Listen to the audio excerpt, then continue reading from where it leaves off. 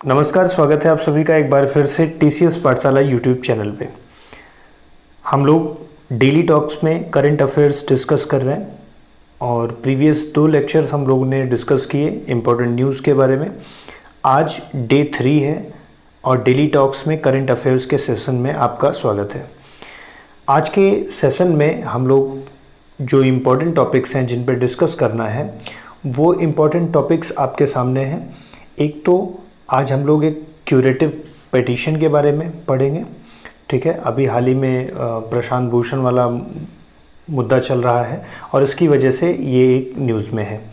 दूसरा हम लोग डिस्कस करेंगे कंटेम्प्ट ऑफ कोर्ट, इसी से रिलेटेड है क्योंकि कंटेम्प्ट ऑफ कोर्ट में ही उनको गिल्टी पाया गया है।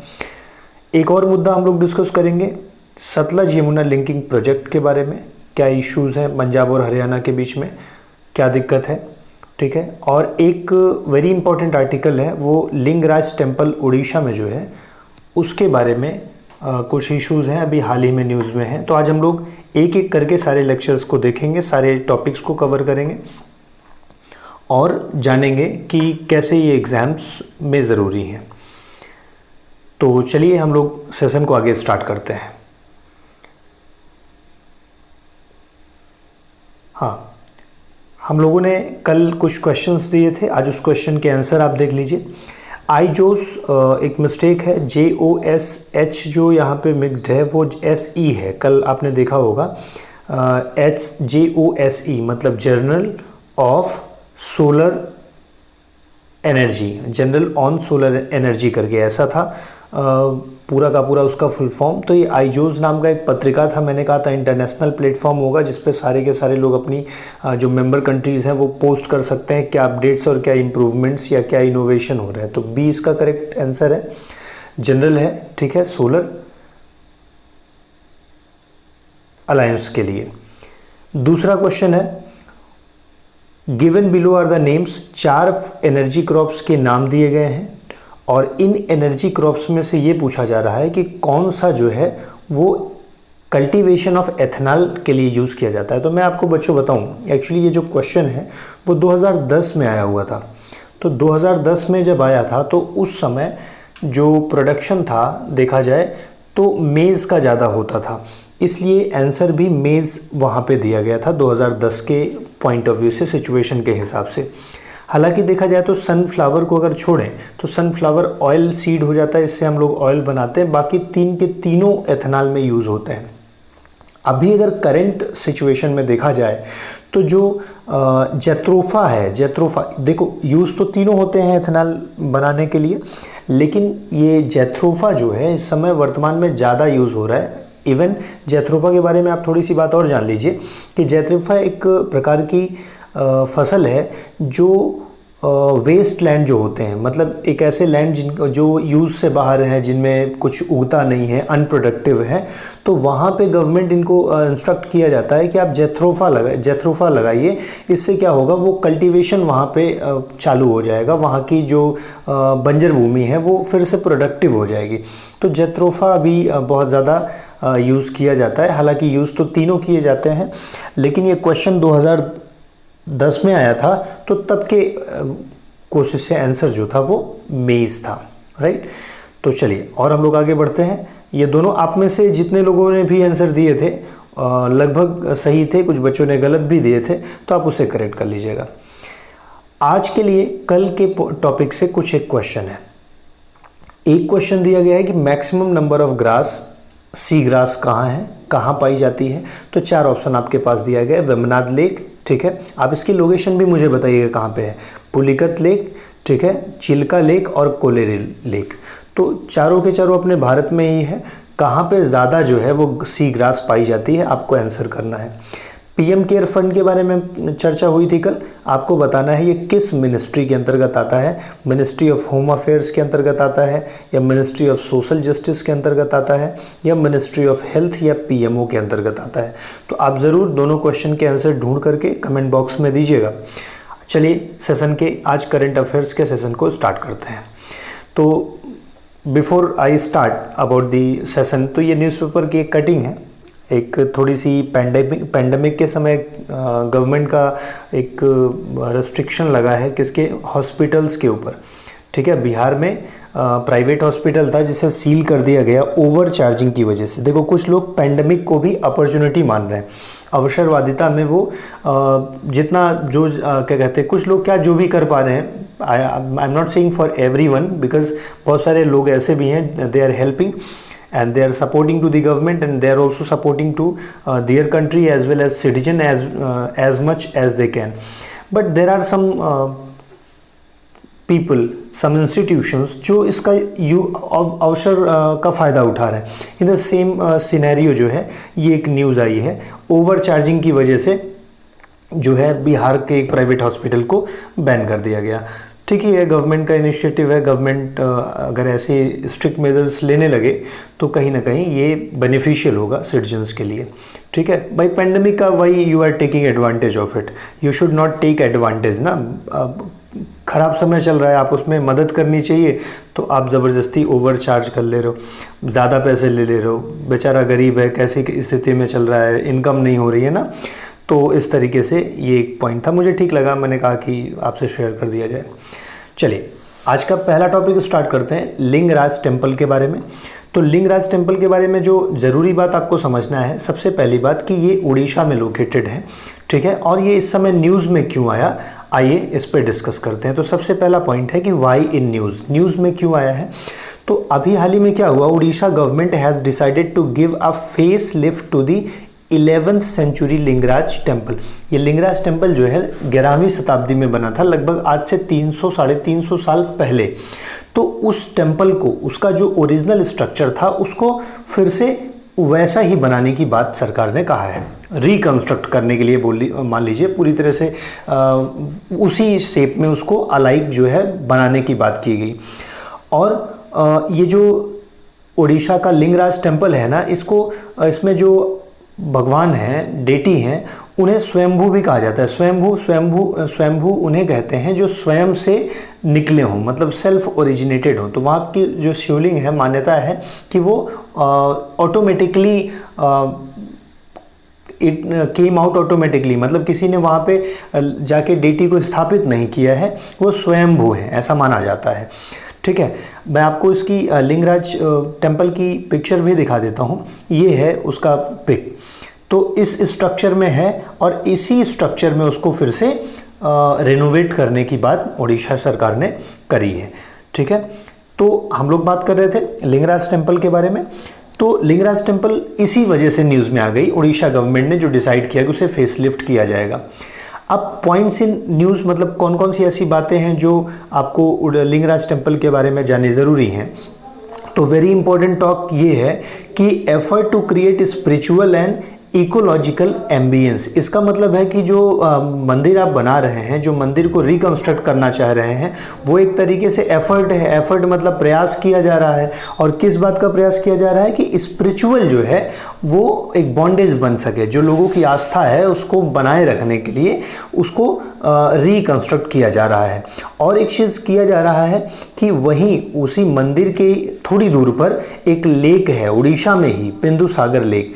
तो बिंदुसागर लेक जो है वो एक तरीके से पाइयस या रिलीजियस पॉइंट ऑफ व्यू से बड़ी इंपॉर्टेंट है, क्योंकि जैसे आप देखते हैं कि समवेयर बगल से रिवर नहीं गुजरी होती है, तो रिवर की जगह पे कुछ लेक होती हैं, तो लोग उसमें स्नान करके मंदिर के दर्शन करते हैं।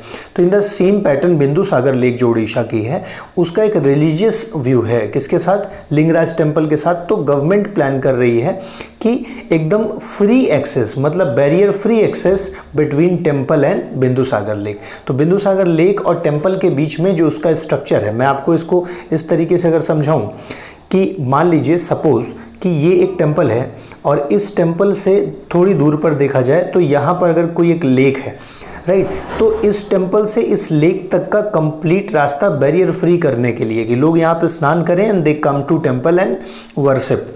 तो इससे ये कंप्लीट स्ट्रक्चर बनाने का प्रयास किया जा रहा है गवर्नमेंट के द्वारा। ठीक है। तो मैंने आपको यहाँ पे मेंशन भी कर दिया है, देखिए बिंदुसागर लेक जो है it has a religious relationship with the temple. तो टेम्पल के साथ उसका एक जुड़ाव है, कैसा, धार्मिक जुड़ाव है, इसलिए सरकार उसे भी कंस्ट्रक्ट करके दोनों को जोड़ने का, ज्वाइंट करने का बात कर रही है। मतलब वहाँ से पासेज होगा जिससे लोग आसानी से आ जा सकेंगे, राइट। इसी वजह से ये न्यूज़ में आई थी।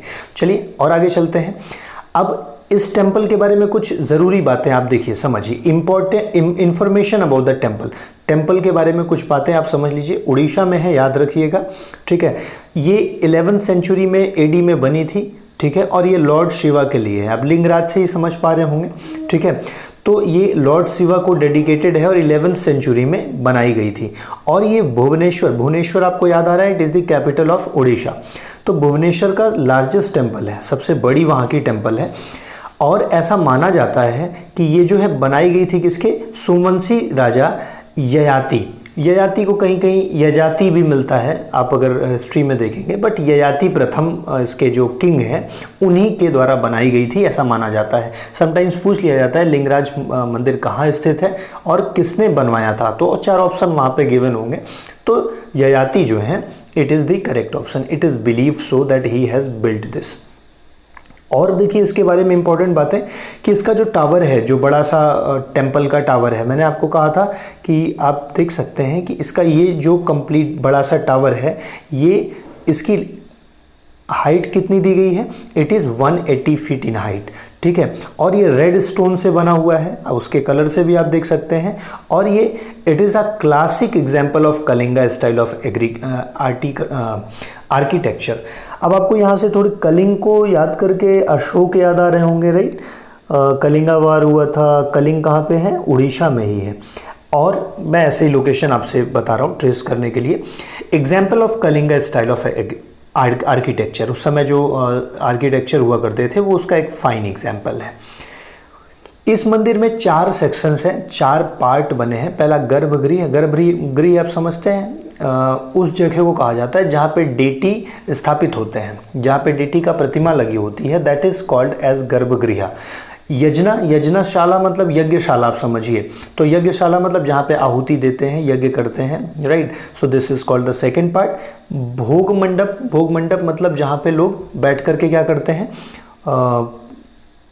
भोजन करते हैं, तो उसे आप भोग मंडप कहते हैं। और एक नृत्यशाला रखी गई है जिसे डांसिंग हॉल फॉर डांस, ठीक है। तो ये 4 पार्ट हैं, गर्भगृह है, यज्ञशाला है, भोज मंडप है और नैटिशाला है, नृत्यशाला आप बोल सकते हैं उसे। अग्री, चलिए और आगे चलते हैं। ये मंदिर का व्यू है, आप देख रहे हैं, इट इज़ वेरी ह्यूज, ठीक है।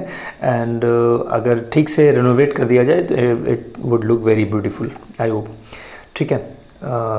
चलिए, तो ये कंप्लीट डिस्कशन था लिंगराज टेम्पल के बारे में, क्यों न्यूज़ में आया, कैसे बना, कब बना ना, आई होप आप समझ पा रहे होंगे। दूसरा टॉपिक हमारा था and this is curative petition. यहाँ पे वकील साहब की फ़ोटो भी है जिन पे अभी विवाद चल रहा है लगातार, और ये मानने को तैयार नहीं है। अभी इनका आज का भी ट्वीट है कि मैं क्या कहते हैं, माफ़ी नहीं मांगूंगा, अपने बात पे अड़े रहूँगा ना, तो देख सकते हैं आप ट्विटर पे जाकर। बाय द वे, तो ये कंप्लीट क्यूरेटिव पिटीशन क्या है, आइए हम इसके बारे में समझते हैं। तो क्यूरेटिव पिटीशन क्यों न्यूज़ में है, तो मैंने आपसे कहा प्रशांत धवन को लेकर के, मतलब ये एडवोकेट हैं जिनको सुप्रीम कोर्ट की अवहेलना करने के लिए गिल्टी पाया गया है कि आप दोषी हैं, आप वो क्या कहते हैं, दोषी पाया गया है, और इसके लिए उन्हें कंटेम्प्ट ऑफ कोर्ट में सज़ा की बात की जा रही है। अब इस पे विवाद हो रहा है, still decision has not been made. तो इन्होंने जो ट्वीट किया था उसमें कहा गया कि सीजेआई के बारे में और जुडिशरी के बारे में ऐसी बातें कही हैं जो ठीक नहीं है ना, इसीलिए ये न्यूज़ में आया।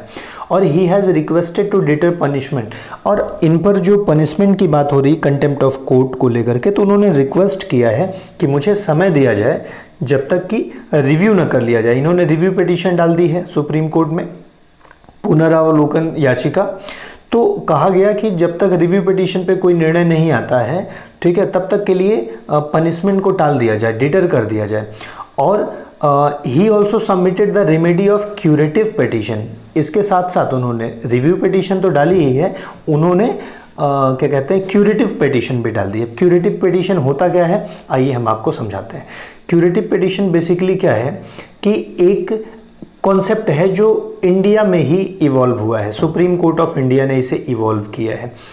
क्यों ऐसा इवॉल्व किया है, कहा गया है कि मान लीजिए कभी कोई निर्णय होते हैं तो गलत भी हो सकते हैं, तो उस पर क्या किया जाना है, उस पर पुनरावलोकन किया जा सकता है, कि दोबारा पुनर्विचार किया जा सकता है कि देखो गलत है कि नहीं है। बट फिर भी मानो कि पुनरावलोकन के बाद भी कोई जस्टिस दे दी गई, लेकिन ऐसा तो ज़रूरी नहीं है। सुप्रीम कोर्ट मानती है कि मान लो कोई गलती हो गई है, ऐसी गलती हो गई है जहाँ पे किसी एक पॉइंट को मिस कर दिया गया है जिससे नेचुरल जस्टिस की अवहेलना हो गई है। तो अगर कोई व्यक्ति नेचुरल जस्टिस की अवहेलना हुई है, अगर इस बात के स्टैंड को वो सही मतलब बता पाता है, तो इस पर क्यूरेटिव पिटीशन भी इसकी भी सुनवाई हो सकती है। आइए मैं समझाता हूँ। जैसे मैंने कहा, a grieved person is entitled to relief against the final judgment. जो फाइनल जजमेंट बन गया है उसके खिलाफ भी उसको कुछ रिलैक्सेशन मिल सकता है, ठीक है, even after the dismissal of review petition. Review petition भी अगर मान लीजिए उसको जस्टिस ना दिला पाए तो उसके बाद क्यूरेटिव पिटीशन एक ऑप्शन रखा गया है ताकि उसे जस्टिस मिल पाए, ठीक है। तो क्यूरेटिव पिटीशन का आर्टिकल 137, ठीक है, इसे आप देख लीजिएगा एक बार जा करके, एंड यू शुड अंडरस्टैंड कि क्या प्रोसीजर इसके बारे में है। अब क्यूरेटिव पिटीशन का ओरिजिनल प्रोसीडिंग क्या है, प्रोसीजर क्या है, मैं आपको ये समझाता हूँ। तो क्यूरेटिव पिटीशन जो है वो फाइल की जाती है, लेकिन केवल तभी जब रिव्यू पिटीशन फाइल कर दी गई हो। उसके बाद मतलब रिव्यू पिटीशन फाइल कर दी गई हो, उसके बाद ही क्यूरेटिव पिटीशन हो सकती है। ऐसा नहीं कि सबसे पहले आप क्यूरेटिव पिटीशन डाल दें। दूसरी बात ये है कि ये कब होता है, तो कहा गया इट इज़ इंटरटेन्ड। इसको तभी मान्यता मिलेगी जब पेटिशनर इस्टेब्लिशेस दैट, जब पेटिशनर मतलब याचिकाकर्ता जो है वो इस बात की पुष्टि करता है कि there is violation of principle of natural justice, कि जो निर्णय हुआ है उसमें नेचुरल जस्टिस का उल्लंघन हुआ है, हमें न्याय नहीं मिल पाया है, और that wasn't heard before passing an order. और ये जो नेचुरल जस्टिस का कॉन्सेप्ट या स्टैंड हम बता रहे हैं, इसको सुप्रीम कोर्ट ने ध्यान ही नहीं दिया या कोर्ट ने ध्यान ही नहीं दिया है। तो इसलिए जब ऐसी बात याचिकाकर्ता बताता है कि ये पॉइंट मिस हो गया है और न्याय नहीं मिल पाया है, then only that petition is entertained, तभी उसको मान्यता मिलेगी, तभी उसकी सुनवाई होगी, नहीं तो खारिज कर दिया जाएगा। ऐसे तो फिर कई लोग चले जाए ना क्यूरेटिव पिटीशन के लिए, इतने से ही बात नहीं बनती है। अभी और आगे समझिए कि क्यूरेटिव पिटीशन जो होती है it must be rare. Rare का मतलब समझ रहे हैं आप, ऐसा नहीं कि आपकी लड़ाई हुई, निर्णय आया, आप फिर जाके क्यूरेटिव पिटीशन डाल दिए, नहीं। रेयर केसेस पे, ऐसे केसेस जिन पे सुप्रीम कोर्ट निर्णय नहीं दिया हुआ है, या ऐसा केस जिस पे वो मिस कर चुका है ना, वो वहाँ तक पहुँच ही नहीं पाया या उस पॉइंट को ध्यान नहीं दिया है, तो रेयर केसेस में ही इसकी मान्यता मिलती है। और क्या कहते हैं क्यूरेटिव पिटीशन के बारे में, curative petition must be circulated to a bench of 3 senior. इसका मतलब यह है जब क्यूरेटिव पिटीशन फाइल हो जाती है तो वो किसके पास जाती है, 3 सीनियर मोस्ट जजेस। उसकी सुनवाई 3 सीनियर मोस्ट जज करते हैं सुप्रीम कोर्ट के, और एक जज वो भी हो सकता है जिसने जजमेंट दिया हुआ है, लेकिन कोई कंडीशन नहीं है, अवेलेबल है तो रहेगा, नहीं तो 3 जज तो रहेंगे ही। तो 3 जजों की बेंच ही उसकी सुनवाई करती है। दूसरी सबसे बड़ी बात यह है कि उसकी सुनवाई किसी कोर्ट में नहीं होती। अगर मतलब इतना प्रेशर नहीं है या कोई स्पेशल केस नहीं है कि कोर्ट में ही सुनवाई करनी है, ऐसा ऑर्डर नहीं दिया किसी ने, तो उसकी सुनवाई उनके चैम्बर्स में ही हो जाती है। मतलब वो जजेस जो हैं इसका डिसीजन कहाँ दे देते हैं, वो चैम्बर्स में ही दे देते हैं, अपने चैम्बर में बैठ करके इस पर डिस्कशन करके और डिसाइड कर देते हैं। कोर्ट में इसकी सुनवाई नहीं होती है, लेकिन स्पेसिफिक रिक्वेस्ट अगर कर दी गई है कि नहीं कोर्ट पे ही होनी चाहिए, देन इट माइट हैपन। ऐसा कोई स्ट्रिक्ट रूल नहीं है कि नहीं होगी, बट यूजुअली नहीं होती है। और इसके बारे में समझिए कि when a majority of the जजेस, मेजॉरिटी मतलब 3 में से एटलीस्ट 2, मेजॉरिटी जो बहुमत उनका है वो बताता है कि मैटर को सुना जाना चाहिए, तभी उस पर सुनवाई होगी। ऐसा नहीं क्यूरेटिव पिटीशन आपने डाल दिया और उसकी सुनवाई होगी ही नहीं। अगर वो मैटर उतना योग्य है या उतना इम्पोर्टेंट है तो उनके मेजॉरिटी कहेगी तब सुना जाएगा। और ये जो बेंच बनी है ना सुनवाई करने के लिए, ये किसी भी समय सीनियर काउंसलिंग के लिए जा सकती है। सीनियर काउंसलिंग मतलब अपने से बड़े वकील या अपने से ज़्यादा समझदार या किसी की सलाह ले सकती है किसी भी टाइम पे, और इस प्रोसीडिंग को एमिकस क्यूरी कहते हैं। आप ध्यान रखिए, कभी कभी पूछ लेता है, जैसे हैबियस कॉर्पस पूछ लेता है क्या है, तो एमिकस क्यूरी का मतलब होता है फ्रेंड ऑफ द कोर्ट। ठीक है, तो अपने किसी की सलाह भी चाहते हैं तो ये ले सकते हैं। तो इतनी बातें क्यूरेटिव पिटीशन के बारे में थी, विच इज़ इम्पॉर्टेंट। चलिए और आगे बढ़ते हैं। तो क्यूरेटिव पिटीशन के बाद कंटेम्प्ट ऑफ कोर्ट में ही इन्हें दोषी ठहराया गया है। तो कंटेम्प्ट ऑफ कोर्ट के बारे में भी समझिए। ये एक एक्ट है, कंटेम्प्ट ऑफ कोर्ट एक्ट 1971 का। आइए इसके बारे में थोड़ी सी बात समझते हैं। दो प्रकार का कंटेम्प्ट होता है, तो सिविल कंटेम्प्ट होता है, क्रिमिनल कंटेम्प्ट होता है। सिविल कंटेम्प्ट का मतलब क्या? देखिए, कंटेम्प्ट का मतलब ही उल्लंघन, आप दोषी पाए गए हैं ना, आपने कोर्ट की बात नहीं मानी है। सिविल कंटेम्प्ट क्या होता है कि जब विशफुल डिसओबीडियंस हो, मतलब आप जानते तो रहें कि सरकार का ये आदेश है लेकिन फिर भी आप ना माने, जानबूझ करके आप उसका उल्लंघन करें ना, तो किसी आदेश का उल्लंघन करें, किसी निर्देश का उल्लंघन करें, कोई आदेश पारित किया गया हो, कोई याचिका सुप्रीम कोर्ट ने इशू की हो ना, इन सब चीज़ों का जानबूझ करके जब आप उल्लंघन करते हैं तो ये सिविल कंटेम्प्ट कहलाता है। इसके लिए दंड नहीं होता है, पनिशमेंट नहीं होता है, बट फाइन होता है, फाइन एज अ पनिशमेंट होती है। ठीक है, तो क्या कहते हैं, सिविल कंटेम्प्ट जब करते हैं तो इसके लिए आपको पनिशमेंट मतलब जेल नहीं होती है, यू आर फाइंड, आपको फाइन कर दिया जाता है एंड यू हैव टू पे दिस।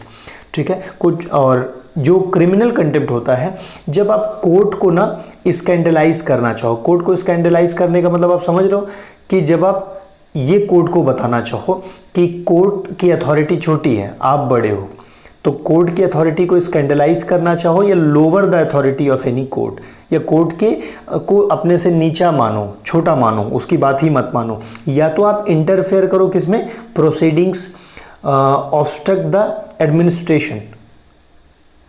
तो आप क्या करो कि एडमिनिस्ट्रेशन को की प्रोसीडिंग में, जो भी उनकी प्रोसीडिंग है या जो भी उनका कार्य प्रणाली है, उसमें क्या करो, इंटरफेयर करो। अगर आप उसको बदनाम करना चाहते हो, उसको नीचा दिखाना चाहते हो कोर्ट को, या उनकी प्रोसीडिंग में इंटरफेयर करना चाहते हो, तो इसे क्रिमिनल कंटेम्प्ट माना जाएगा और इसके लिए पनिशमेंट होती है। तो ये जो प्रशांत भूषण जी हैं, इन्हें क्रिमिनल कंटेम्प्ट के आधार पर रखा गया है कि आपने जो भी कहा है इट डिफेम्स द जुडिशरी ना, जुडिशरी को डिफेम करता है, स्कैंडलाइज करता है ना, you are lowering the authority. तो इस केस में इनको क्रिमिनल कंटेम्प्ट पे बात रखी गई है। इन्होंने ही क्यूरेटिव पिटीशन भी डाला हुआ है।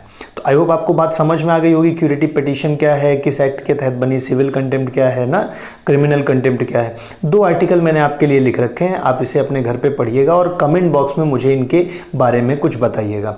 आर्टिकल 142, आर्टिकल 129 आप पढ़ेंगे ना तो आपको कंटेम्प्ट ऑफ कोर्ट और अच्छे से समझ में आ जाएगा। ये दोनों आर्टिकल उन्हीं से रिलेटेड है, आप ज़रूर पढ़िएगा और ज़रूर इसके बारे में आप मुझे कमेंट बॉक्स में जितना लिख पाइएगा उतना बताइएगा। राइट, चलिए अब इसके बाद एक नया टॉपिक हमारे पास है और this is Sutlej Yamuna link canal project. क्या है ये? नाम से ही पता है कि 2 रिवर हैं और 2 रिवर में कुछ ना कुछ ज्वाइंट वाटर को लेकर के बात की जा रही है, कैनाल बन रही है, तो इसी से जुड़ा होगा। क्यों न्यूज़ में आया, आइए देखते हैं। न्यूज़ में इसलिए आया कि अभी हाल ही में पंजाब के सीएम जो हैं, आप मुझे कमेंट बॉक्स में बताइए कौन है पंजाब का सीएम। तो पंजाब के जो चीफ मिनिस्टर हैं उन्होंने वार्निंग दे डाली सेंटर को लेकर के कि देखो भाई, अगर आप यमुना और सतलज रिवर का प्रोजेक्ट की बात उठाते हो, इसका मतलब आप पंजाब में पॉलिटिकल अनरेस्ट लाना चाहते हो, राजनीतिक अस्थिरता लाना चाहते हो। वैसे भी वर्तमान गवर्नमेंट में ये कई राज्यों में हो चुका है। हाल ही में राजस्थान आप देख ही रहे थे, सचिन पायलट का केस, एमपी ने ऐसा किया ही ना। तो ऐसे ये पंजाब को भी लग रहा है कि कुछ गड़बड़ हो सकती है। तो इन्होंने कहा कि अगर आप यमुना सतलज का जो प्रोजेक्ट है इसको उठाते हो तो इसका मतलब आप पॉलिटिकल अनरेस्ट करना चाहते हो, which is not good and I am warning you ना, हम आपको चेतावनी दे रहे हैं। तो इस बात पे सीएम साहब ने थोड़ी सी धमकी दे दी है। आइए समझते हैं ये क्या है प्रोजेक्ट और क्या दिक्कत है इसमें पंजाब को। तो बैकग्राउंड पे चलते हैं, एक ट्रीटी के बारे में समझते हैं। 1960 में, आप सारे लोग जानते हैं, बड़ी प्रसिद्ध ट्रीटी है और बहुत दिन से विवाद हो रहा था, बीच में कुछ ज़्यादा ही हो गया था, और ट्रीटी का नाम है इंडस वाटर ट्रीटी। ना, भारत और सिंध मतलब इंडस वाटर को लेकर के समझौता हुआ है भारत और पाकिस्तान के बीच में, ठीक है, सिंधु नदी को लेकर के। इसमें क्या कहा गया है कि जो 5 नदियां तो पंजाब से बहती हैं और एक सिंधु को ले लीजिए, कंप्लीट 6 रिवर हो गई ना, तो इंडस, चेनाब और झेलम का पानी पाकिस्तान को जाएगा। एक्चुअली 80% पाकिस्तान को जाएगा, 20% भारत को मिलेगा। और जबकि बियास, सतलज और रावी का पानी 80% इंडिया यूज़ करेगा और 20% पाकिस्तान के हक में है। तो इनफैक्ट ऐसे समझ लेते हैं, ये 3 पाकिस्तान के लिए, ये 3 रिवर जो है इंडिया के लिए है। अब 1966 में क्या हुआ कि हरियाणा पंजाब से अलग हो गया। अभी तक तो पंजाब एक पूरा राज्य था, ऐसे देखा जाए ना। अब क्या हो गया, हरियाणा यहाँ से अलग हो गया। पंजाब और हरियाणा जब अलग हो गया तो ये प्रॉब्लम खड़ी हो गई, क्योंकि अब हरियाणा दूसरा राज्य हो गया। तो पंजाब ने मना कर दिया कि हमें जो है आपको पानी नहीं देना है सतलज रिवर का, ठीक है। आइए समझते हैं, ये पूरा का पूरा मैप है। आप देखिए, ये आपकी सतलज रिवर है ना, और ये आपकी यमुना रिवर है, ठीक है। अब यहीं पर कहा जा रहा है कि इस जगह पर एक कैनाल बना दिया जाए, जिससे क्या हो जाए, भाई अब हरियाणा को भी तो पानी चाहिए ना, आप नहीं दोगे तो सरकार क्या कह रही है, यहाँ से कैनाल बन जाए तो कुछ पानी सतलज का यमुना में आ जाए, और ये यमुना जो है आकर के कहाँ पे, हरियाणा में, ये हरियाणा है तो हरियाणा में भी इसको पानी मिलने लगे।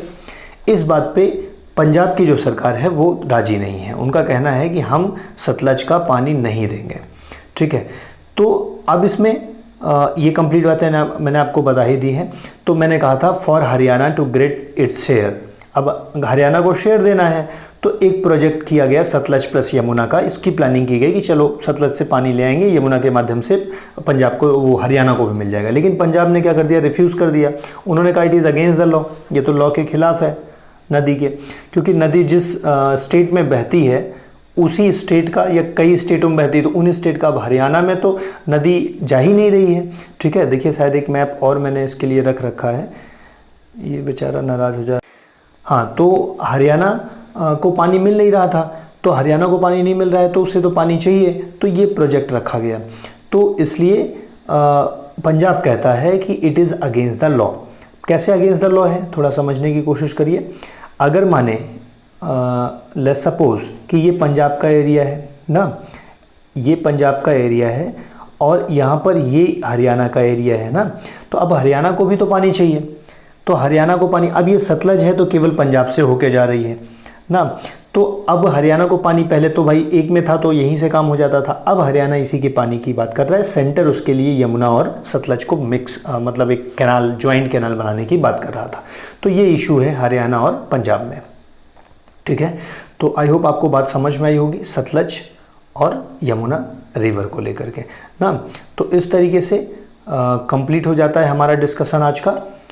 ये सारे के सारे जितने भी डिस्कशन आपने देखे क्यूरेटिव पिटीशन को लेकर के, लिंगराज टेम्पल को लेकर के ना, ये सारे के सारे डिस्कशंस आपके लिए लेक्चर 3 में थे। कल फिर एक नई ऊर्जा के साथ, आपको नया करंट अफेयर्स के साथ उपलब्ध होंगे वीडियो में। थैंक यू वेरी मच आज के लिए। एक और रिक्वेस्ट है कि अगर आपको ये लेक्चर बेनिफिशियल लग रहा है, हेल्पफुल लग रहा है, आपको कुछ कॉन्सेप्ट क्लियर हो रहा है, ठीक है, तो देखो अब अगर दूसरी बार कभी लिंगराज टेम्पल के बारे में सुनोगे तो चीज़ें याद रह जाएंगी। अगर आपको ये कोशिश ठीक लग रही है तो आप ज़रूर कमेंट बॉक्स में बताया करिए, अपने दोस्तों को शेयर किया करिए ताकि ज़्यादा से ज़्यादा लोग देख सकें इसे, ठीक है, और थोड़ा मोटिवेशन मुझे मिल सके। बस इतना ही आपसे रिक्वेस्ट है कि आप इसे ज़्यादा तक लोगों तक पहुंचाइए, ठीक है। चैनल सब्सक्राइब ना किए हो तो कर लीजिए। थैंक यू वेरी मच आज के लिए। Will see you again tomorrow in the next week. तब तक के लिए ख्याल रखिए, पेंडेमिक से बचे रहिए, ठीक है, घर परिवार अपना सबका ध्यान रखिए। Thank you very much. Will see you in the next video.